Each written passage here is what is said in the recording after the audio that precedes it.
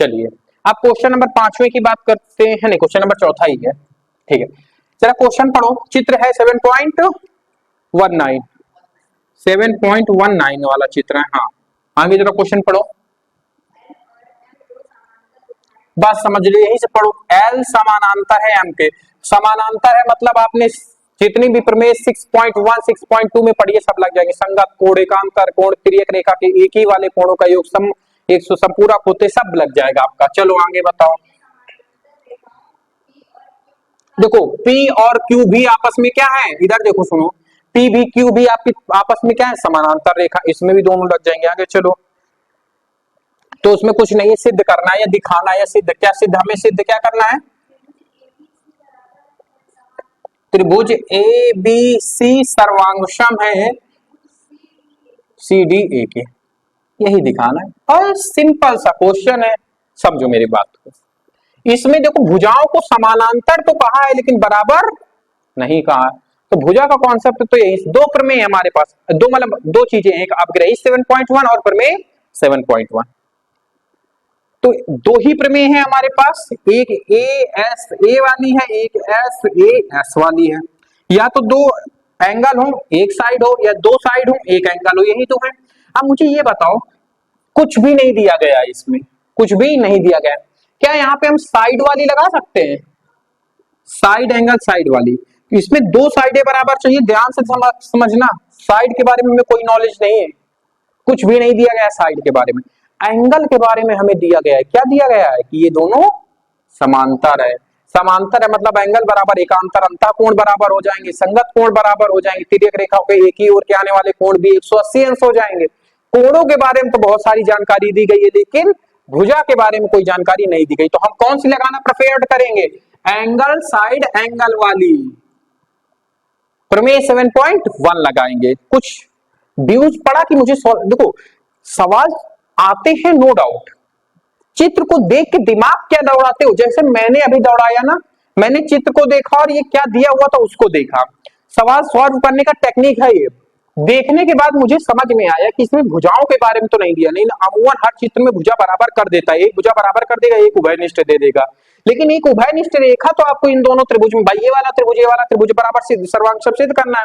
इसमें एक रेखा तो कॉमन दिख रही है लेकिन दूसरी भुजा के बारे में जानकारी हमें नहीं है, तो दूसरी भुजा के बारे में जब जानकारी नहीं है तो हम क्या करेंगे पता है, दिमाग दूसरा दौड़ाएंगे, एंगल की तरफ ध्यान देंगे, और जब एंगल की तरफ ध्यान देंगे तो हमें दिया है सर्वांगसम वाला, वो समानांतर वाला, और जैसे ही हमारे दिमाग में टच किया कि समानांतर की बात किया, इसका मतलब जितनी भी हमें अध्याय 6 में प्रमेय पढ़े हैं सारी प्रमेय यहाँ पे लग सकती हैं।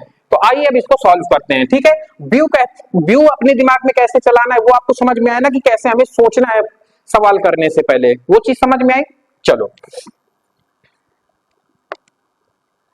अब देखो मेरी तरफ, L समानांतर है M के, L और M है क्या इसमें, अच्छा ये है, ये इधर दिया L और M, मतलब ये दोनों रेखाएं आपस में समांतर हैं, और जब समांतर रेखाओं को एक ये वाली तिर्यक रेखा काट रही है, एक ये तिर्यक रेखा काट रही है, यही काट रही है कि नहीं काट रही है, काट रही है कि नहीं काट रही है। अब और थोड़ा सा दिमाग लगाते हैं, उसने P समानांतर Q भी कहा है, मतलब ये रेखाएं भी आपस में क्या है समांतर। अब इस चित्र को मैं अलग बना रहा हूं, इन वालों को थोड़ा भूल जाना, अब इन वाले चित्र को इसको मैं ऐसे खड़ा कर रहा हूं, कैसे खड़ा कर रहा हूं, ऐसे, तो मैं ऐसे खड़ा करूंगा तो ये वाली रेखा कौन सी हो जाएगी हमारी P, और नीचे जाएगी Q।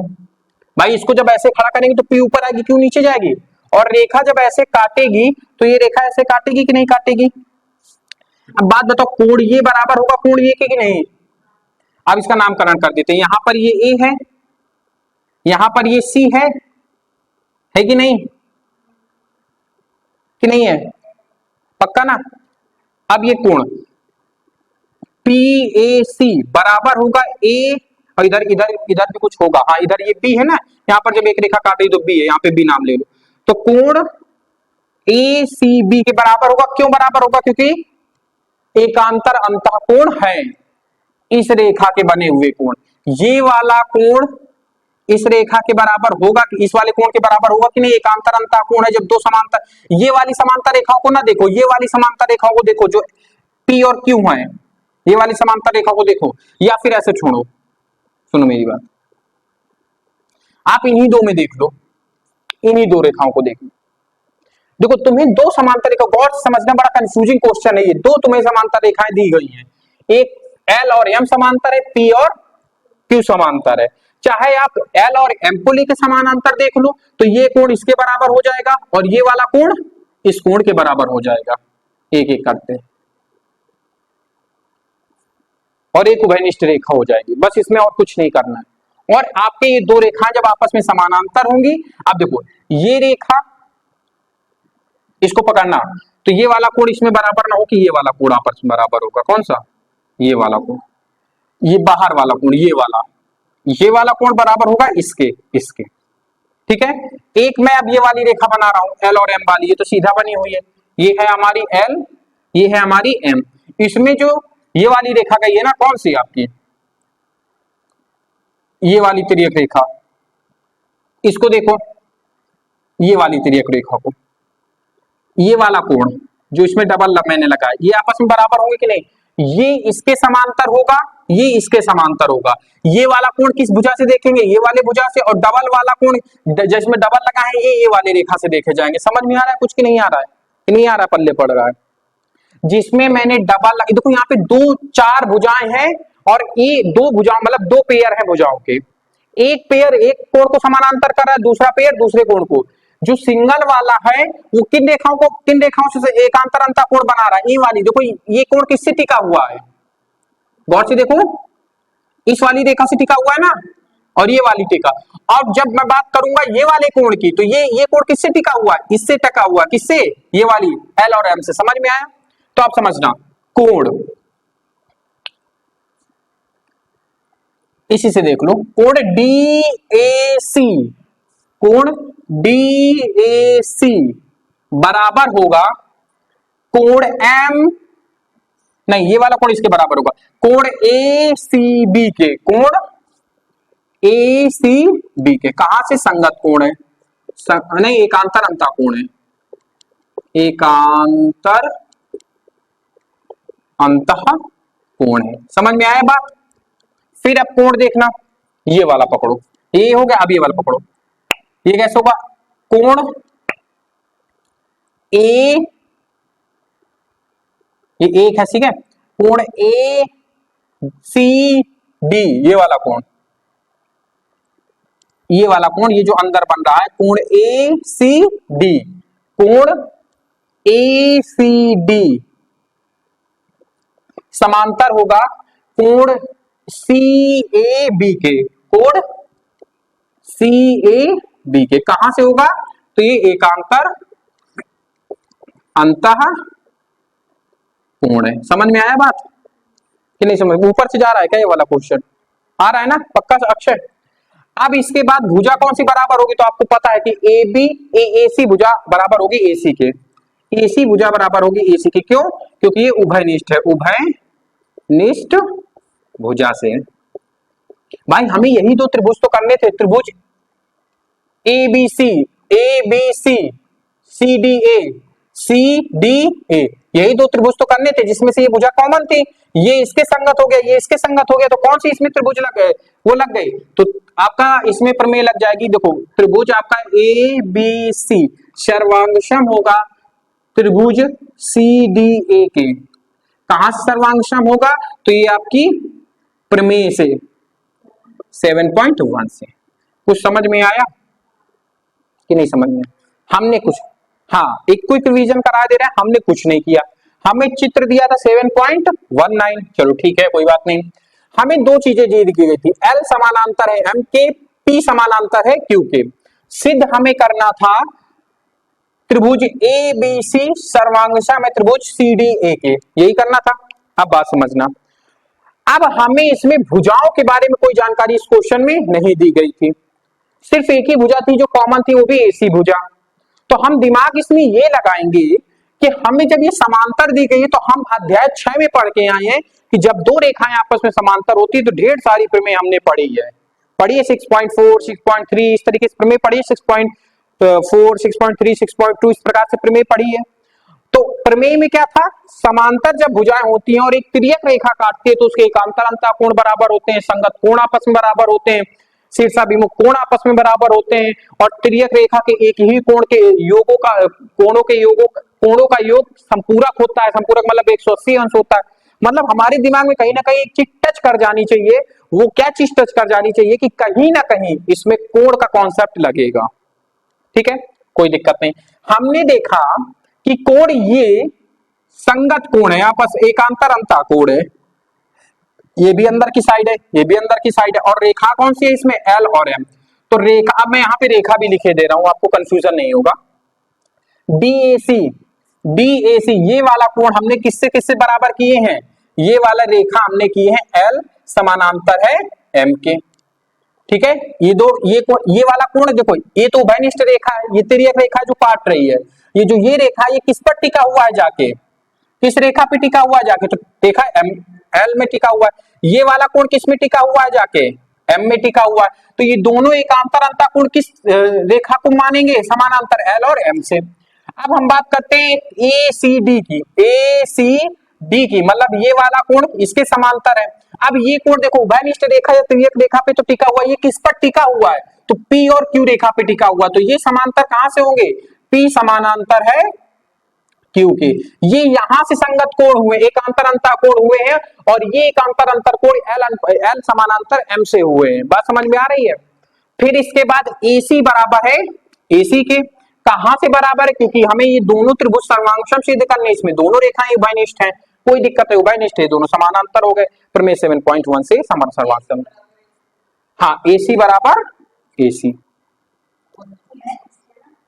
अरे ये त्रिभुज की भी AC रेखा हो गई, इस त्रिभुज की भी AC रेखा होगी, दोनों AC AC बराबर होंगे कि नहीं, और क्यों बराबर होगी, क्योंकि उभयनिष्ठ है। ये कोण क्यों बराबर होगी, क्योंकि एकांतर अंतः कोण है। ये कोण क्यों बराबर होगी, क्योंकि एकांतर अंतः कोण है। और प्रमेय इसमें कौन सी लग गई आपके, कोण मतलब एंगल, साइड एंगल, ए ऐसे प्रमेय लग गई, आपका सिद्ध हो गया। चलो, आपको ऑनलाइन बच्चों को बहुत अच्छे से मैंने 2-3 बार इस क्वेश्चन को समझा दिया, थोड़ा सा टेक्निकल क्वेश्चन है, आई होप आपको समझ में आ गया होगा। नहीं समझ में आया तो कमेंट बॉक्स में आप हमें बता सकते हैं, नोट कर लो, फिर इसके बाद आगे वाला क्वेश्चन बताते हैं आपको। हेलो दोस्तों, कैसे हैं आप लोग, अच्छे तो है ना, ध्यान तो रखते हैं ना आप अपना, किसी और के भरोसे तो नहीं छोड़ा आपने। चलिए, आज क्या पढ़ा रहे थे हम, आज हमें प्रश्नावली 7.1 का तीसरा क्वेश्चन बताना है। ठीक है, जो ये चित्र दिया हुआ है, चित्र कौन सा, ये चित्र है 7.18। ठीक है, एक लोग जरा क्वेश्चन पढ़ो मुझे। हाँ, अब सुनो मेरी बात, एक रेखाखंड AB पर, AB कौन है, एक रेखाखंड AB पर, इस AB रेखा की बात कर रहे हैं, AB रेखा पर AD और BC दो बराबर लंब है, BC और AD लंब है। लंब होने का मतलब कितने अंश का कोण बना रही हैं, 90 अंश का। कितने अंश का, तो 90। हमें ये हमें दिया था। अब हमें दिखाना क्या था कि CD रेखाखंड को, मतलब CD रेखाखंड AB को समद्विभाजित करती है, मतलब कहने का CD रेखाखंड AB को दो बराबर भागों में बांटती है। मतलब कुल मिला के हमें ये बराबर ये सिद्ध करना है। सिद्ध क्या करना है, अगर ये बराबर समद्विभाजित करेगी, इसका मतलब समझ में आ रहा है आपको, बराबर भागों में बांटना। मतलब कहने का, इधर बीच में कोई नाम दिया होगा O, ये क्या दिया है O, तो वो AO बराबर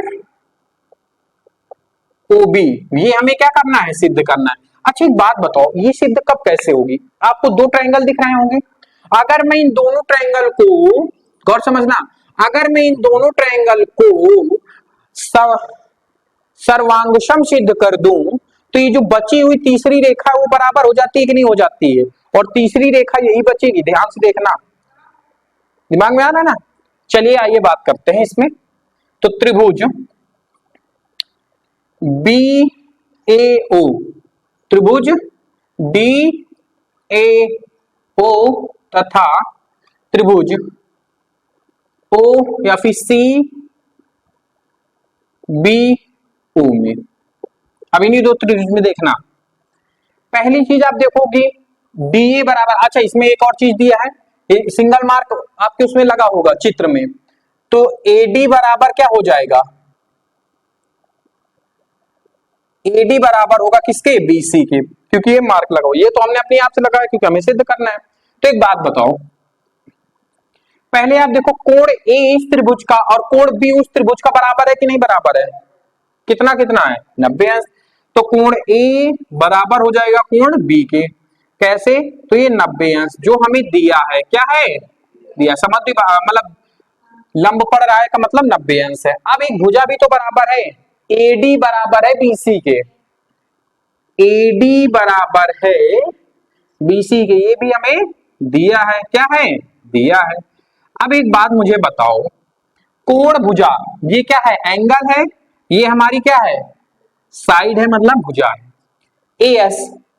अब गौर से बात समझना, ये रेखा के बारे में भी कोई नॉलेज है नहीं है, लेकिन हमें ये रेखा के बारे में नॉलेज है। किसके? वो रेखा का नाम होता है ये कोण के बारे में। क्यों? जब दो रेखाएं आपस में प्रतिच्छेद करती हैं तो उनके शीर्षाभिमुख कोण आपस में क्या होते हैं? बराबर। तो ये भी तो दो रेखाएं आपस को क्या कर रही है? प्रतिच्छेद कर रही हैं। तो कोण DOA बराबर होगा कोण BOC के, होगा कि नहीं होगा? क्यों होगा? क्योंकि ये आपस में शीर्षाभिमुख कोण है। क्यों होगा? आपस में शीर्षाभिमुख कोण है। तो कोण आपका DOA, कोण DOA बराबर होगा कोण BOC के, कोण BOC के। क्यों होगा? क्योंकि ये शीर्षाभिमुख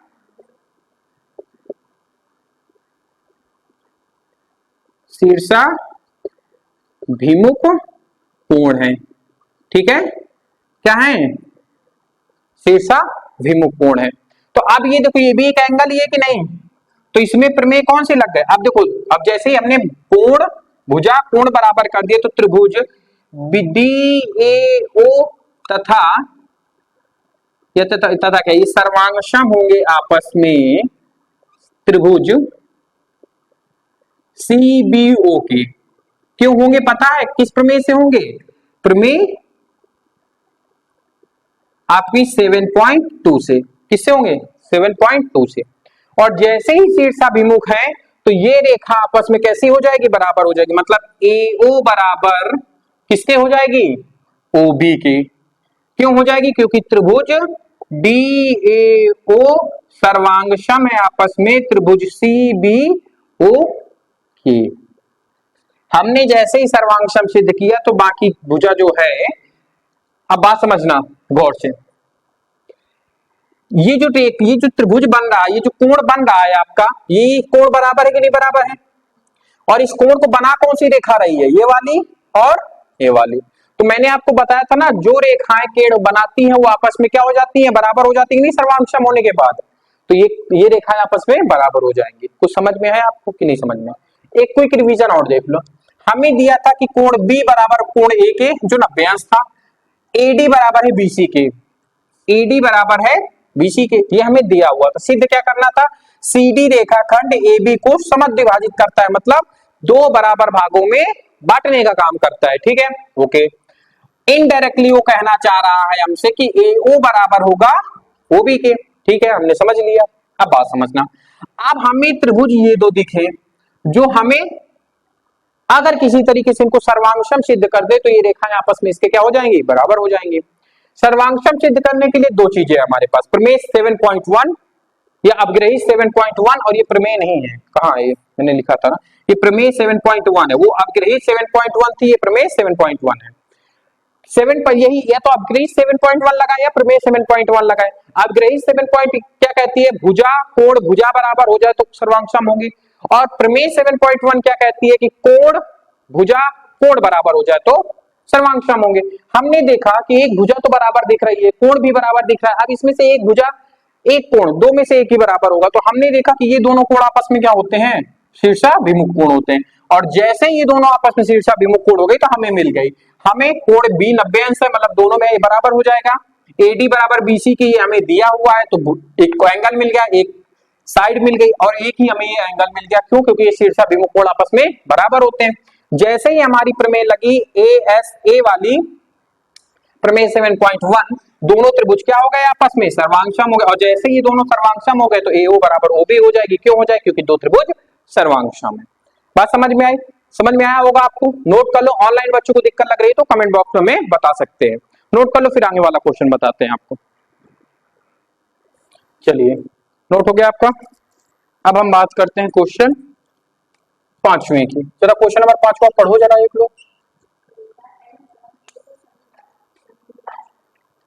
क्या करती है? समद्विभाजित करती है। समझो मेरी बात को गौर से, यहीं पे आपको समझना है कि रेखा जो एल है, रेखा एल ये वाली समद्विभाजित करती है, मतलब कोण ओ ए बी ये दिया है हमें। समद्विभाजित मतलब दो बराबर भागों में बांटती है, दिया है। क्या दिया है? कोण ओ A B, O A B बराबर होगा किसके? कोण बी ए पी के, बी ए पी के। अच्छा अब आप 3-3 में लिखना तो समझ ही गए होंगे कि नहीं समझ गए? ठीक है आगे चलो जरा सा, पहली चीज तो ये दिया है। हाँ आगे।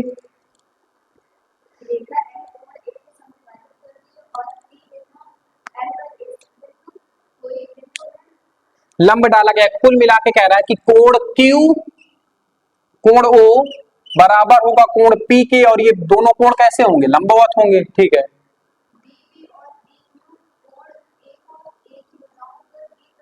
लंब डालते हैं। ठीक है अब हमसे कहा क्या है? सिद्ध क्या करना है? इसको समझो। सिद्ध करना है त्रिभुज ए पी बी सर्वांगसम है आपके त्रिभुज ए क्यू पी के बी के। और दूसरी चीज आपको, ये पहली चीज सर्वांगसम सिद्ध करनी है, दूसरी बीपी बराबर बी क्यू के। ये भी हमें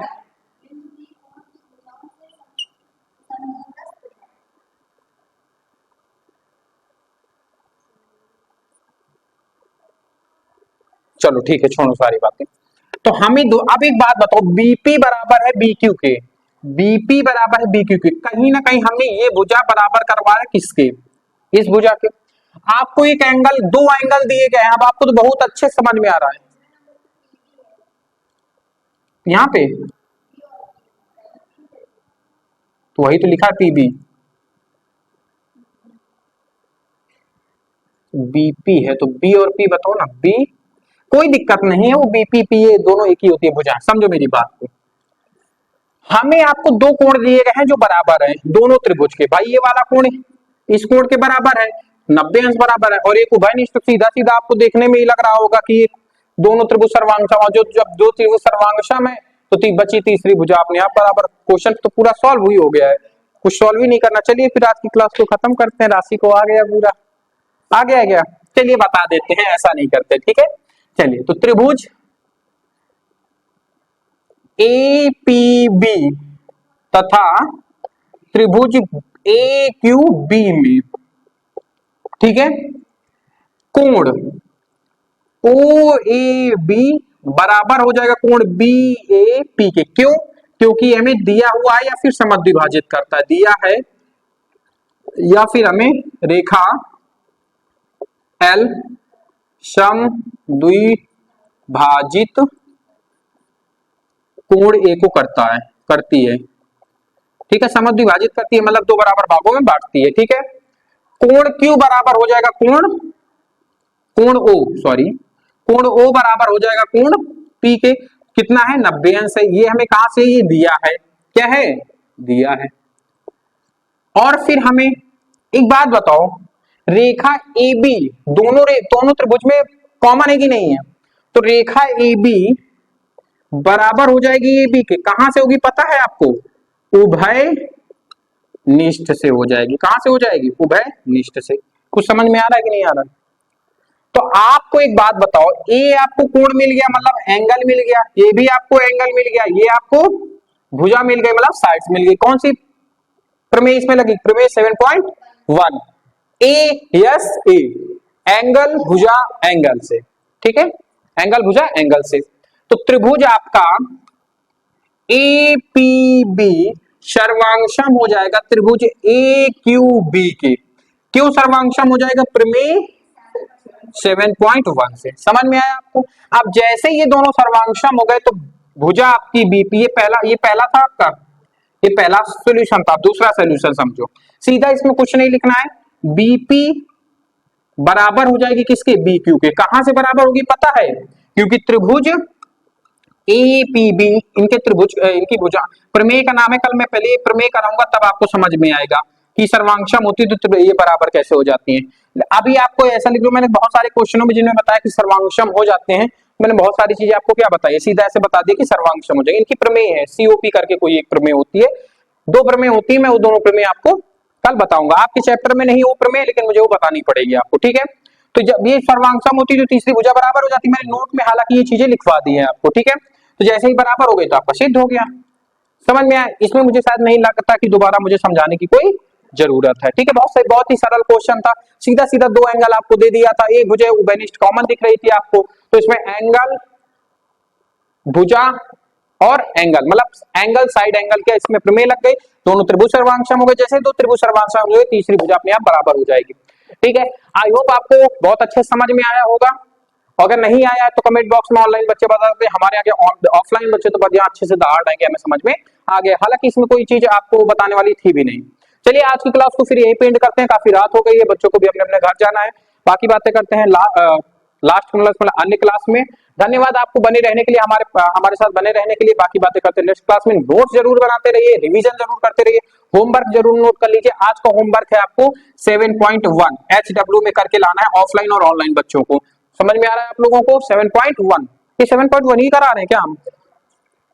6.2 कर लो फिर, या 6.1 कर लो। ऑनलाइन और ऑफलाइन मंडे 6.1 मुझे लाके दिखा के कमेंट बॉक्स में बता देंगे। अच्छा तीसरा कर लो फिर लो आप, ठीक है। 3 है, 6.3 है शायद, है ना?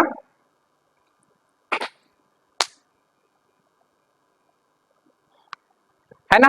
तो वही आपको प्रश्नावली करके लानी है। चलिए आप अपना और अपनों का ख्याल रखिए। धन्यवाद। आज की क्लास में एंड करते हैं। वीडियो अच्छा लगा हो तो सब्सक्राइब करें।